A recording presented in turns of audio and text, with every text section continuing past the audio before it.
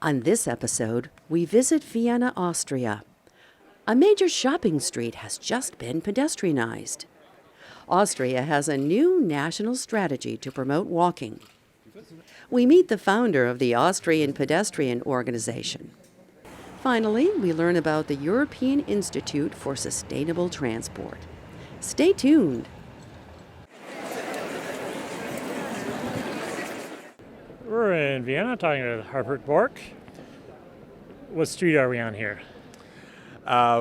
We are here on the Maria-Hilfer-Straße. That's the most important shopping street of Vienna and Austria. How is it different today from what it was like a few years ago? Well, there's a big change here. Now it's a pedestrian zone. Just 2 years ago, there were still many cars here in the street. Were parking places, and all the pedestrians have to share the sidewalks, and it was really crowded for the people, for the pedestrian. And now they have more space. There are even more pedestrians in the street, and the biggest difference, I think, is that it's much more quieter here. It was so noisy before, and now it's a place here where you want to stay and where you want to walk. And do you have the same treatment the whole length of the street, or you have a couple different parts actually? Yeah.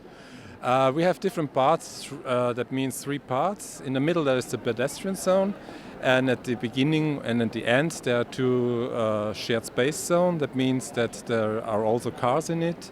There are also bicycles in it, and the street level is shared by pedestrians, cars and cyclists. How has that been working out? Is that something you've had a lot of in Vienna before?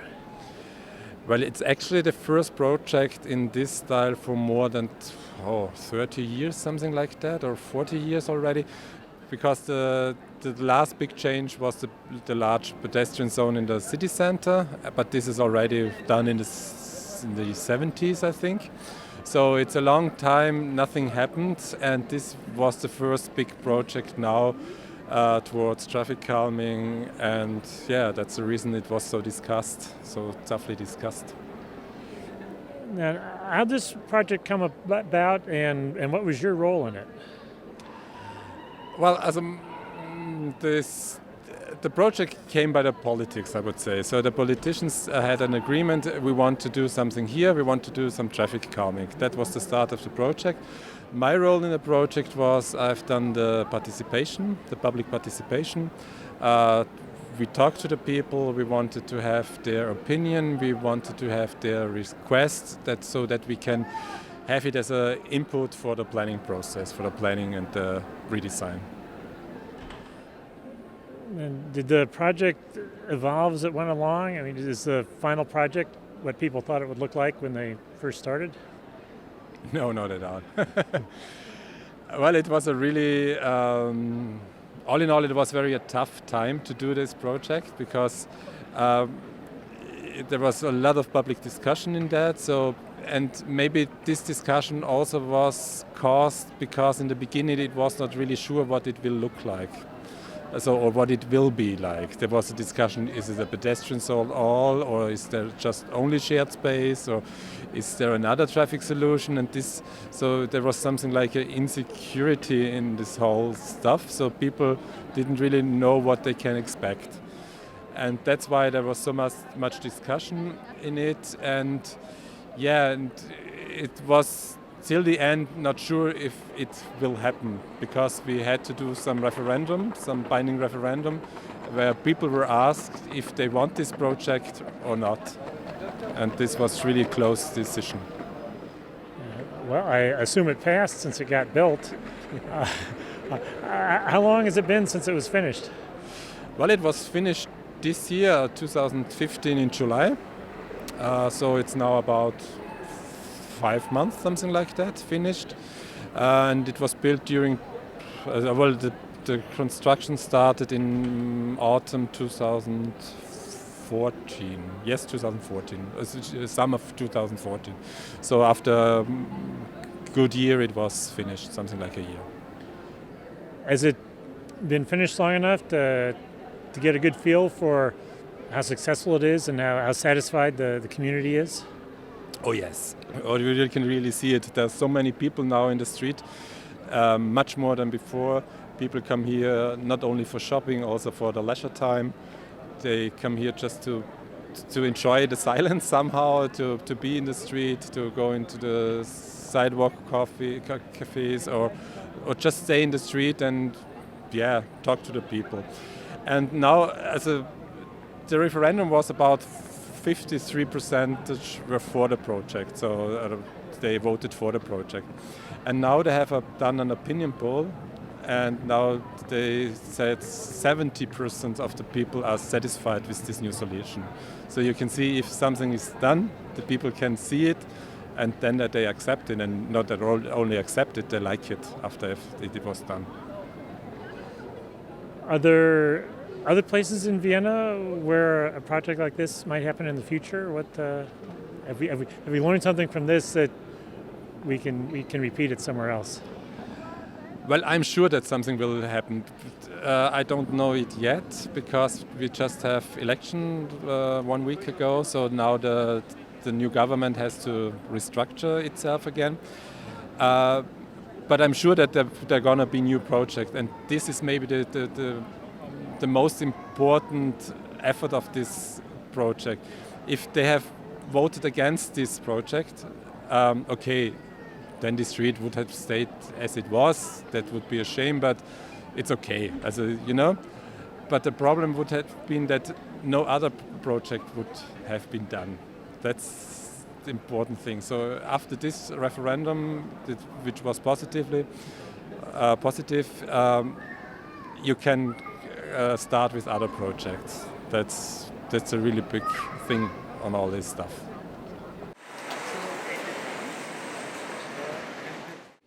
We're in Vienna talking with Robert Tyler. Who do you work for?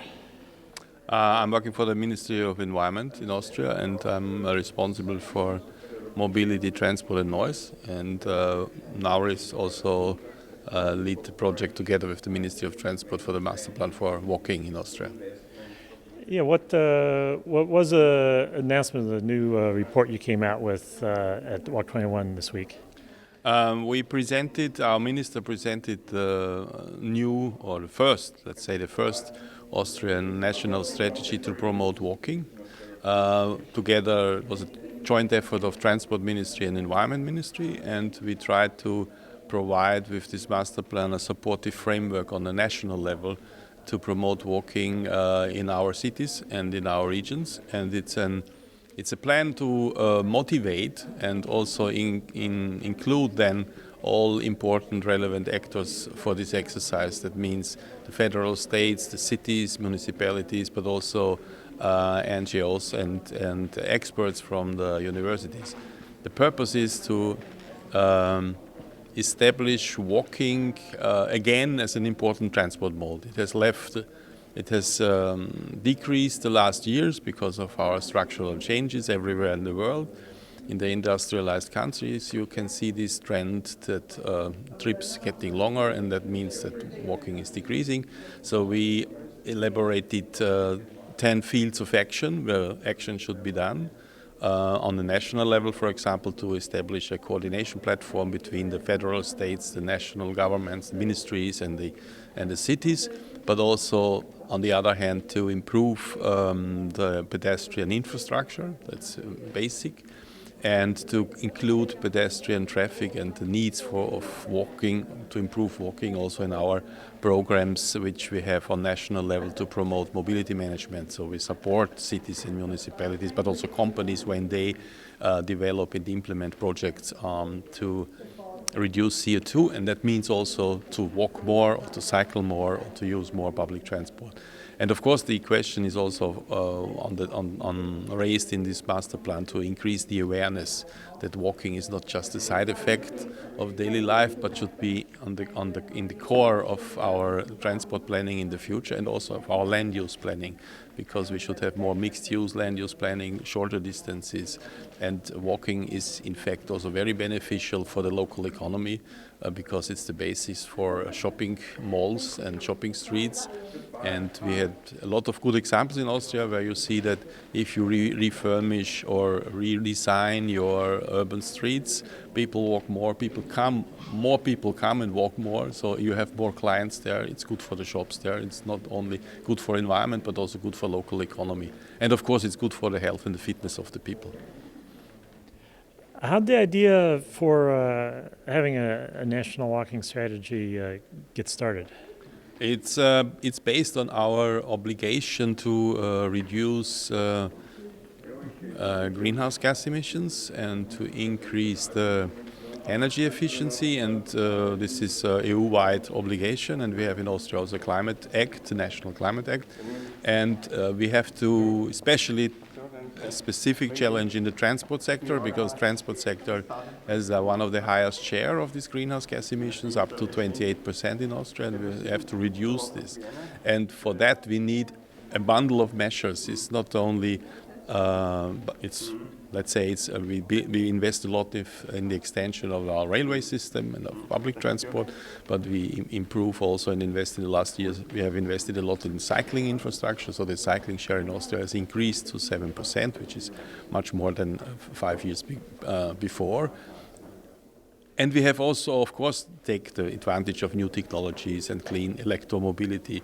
But walking is one of the core elements which brings everything together, because you are walking to a car, you are walking to public transport, you are walking to a bicycle. So it's a very important combining factor of all transport modes. Therefore, we think it makes sense to promote walking on equal footing like the other transport modes.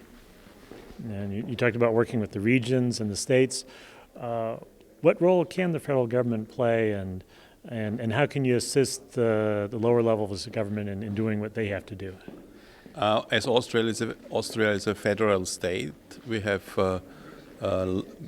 big competencies on the local and on the regional level. So the 9 federal states in Austria are responsible, for example, for land use planning, for all the zoning regulations, parking regulations, but also for the so-called main roads and also for the local roads, of course. So what we from the national government try to do is to provide the supportive framework. That means to provide a platform to invite them, the federal states, to work together to establish coordinators for walking policy on their level. I think that's an important thing, to have not only financial support but also human resources dedicated to promote walking.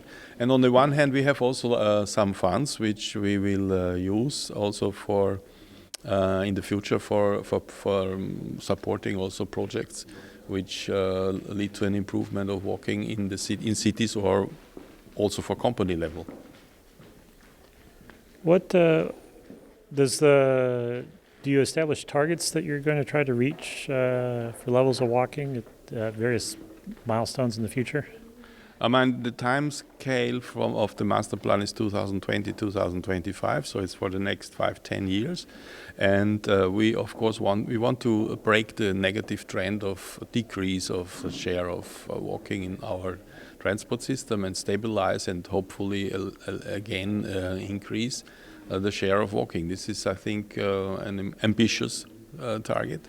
And of course, we want to contribute to the environmental objectives and obligations. I already mentioned the greenhouse gas emission, the Climate Act, but also to our national transport plan.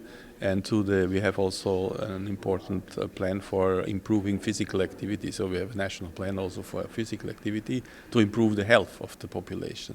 So walking has a very broad area of benefits, directly and indirectly, and therefore it makes sense to invest that people walk more.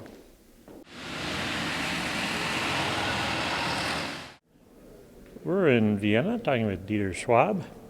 What is your organization? It's called Walkspace, Austrian Federation of Pedestrians, and we are working all for the campaigns and for better conditions for networks for pedestrians in Austria since the last 8 years. How did you get started? Yeah, it was from two sides. From Austria, my work was in this field, not only, but sometimes. And I had an international event. This was the Walk 21 conference exactly 10 years ago. And there they asked me, in Austria there is a white dot, Dieter, you should do something there. And this was from both sides, so just to make something. Now, you're for all of Austria rather than just Vienna. How do you work? As local or national or? We are working on the national level for whole Austria, and we are doing several things. As I said, also for infrastructure, make it better, to make walking networks on local level everywhere across Austria, and campaigning, and we are doing conferences also, national conferences once a year. So it's the Austrian platform to talk to each other, to show best practice, to discuss what is going on somewhere else. And every year another city can say, hey, come to us, look what we are doing, we are proud, and that's a very good thing to promote it in a positive way.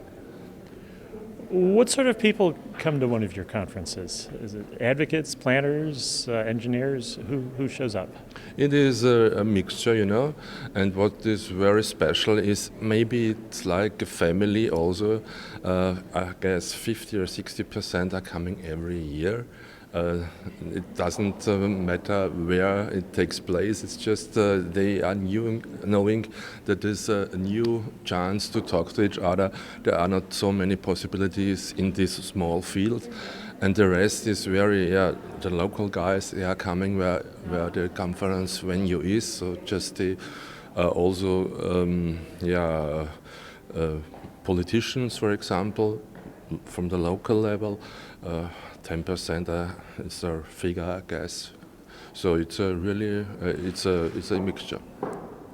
And what sort of things do you talk about at one of these conferences? What sort of issues come up?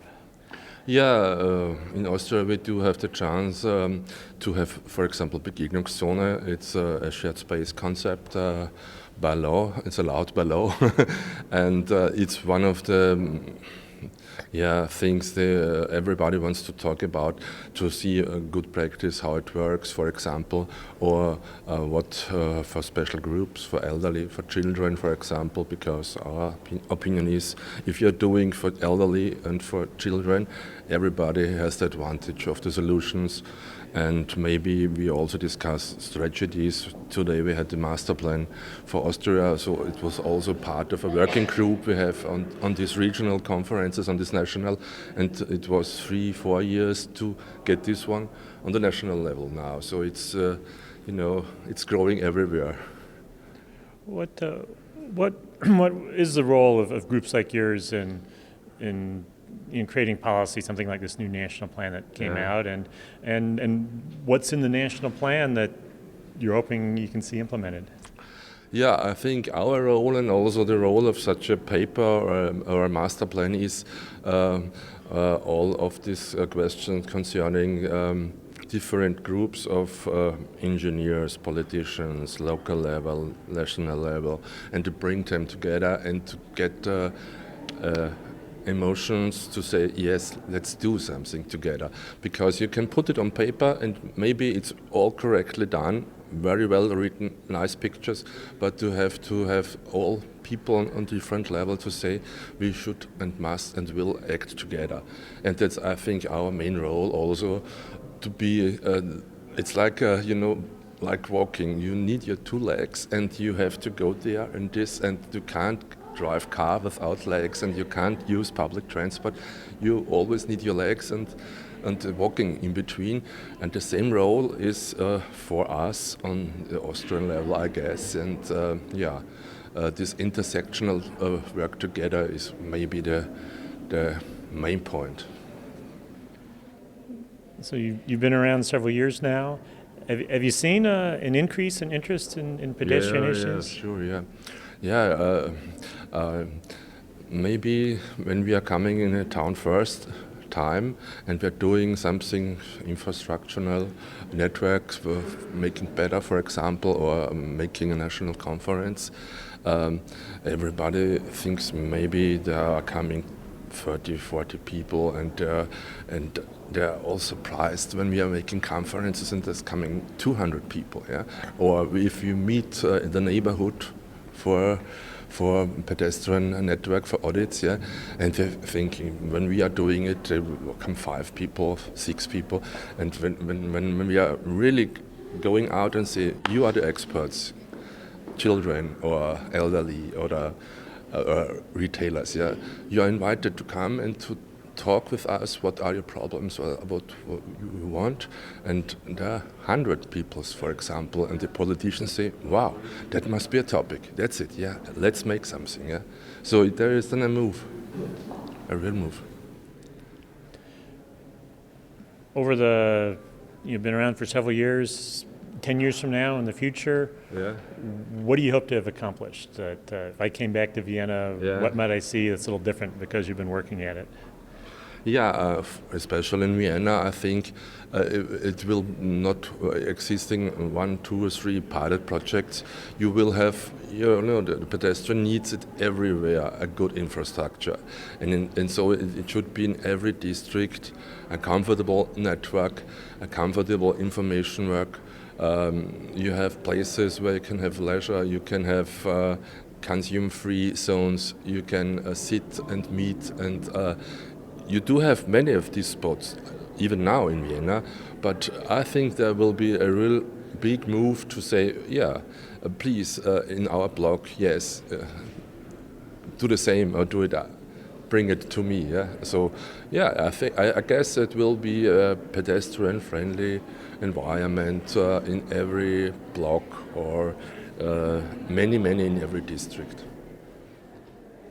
And you said you got started on this after going to a Walk 21 conference a decade ago. Yeah.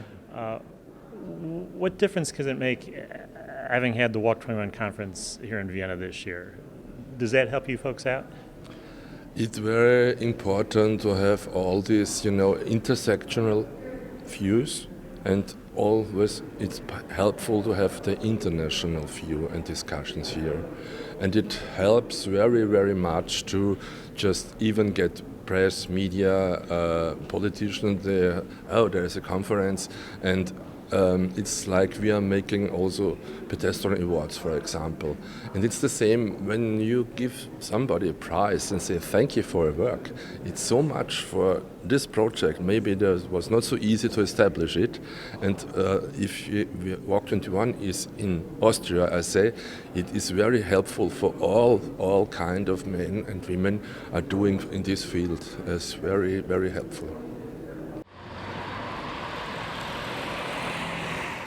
We're in Vienna talking with Maximilian Heinrich. What organization do you work for?